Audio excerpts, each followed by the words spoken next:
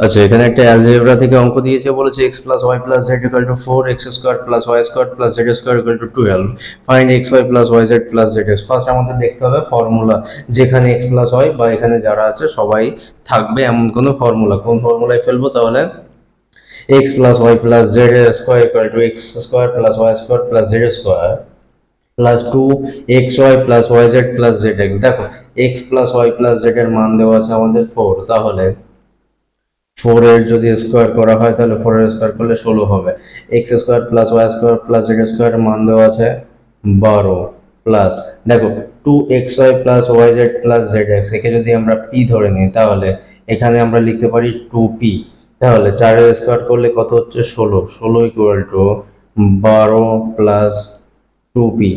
এই 12 এ পাশে চলে আসলে 16 থেকে 12 বিয়োগ দিলে কত থাকে? 4, 4 ইকুয়াল টু 2p। এখান থেকে আমরা পি এর মান কত পাবো? 4/2। তাহলে পি এর মান কত পেলাম? 2।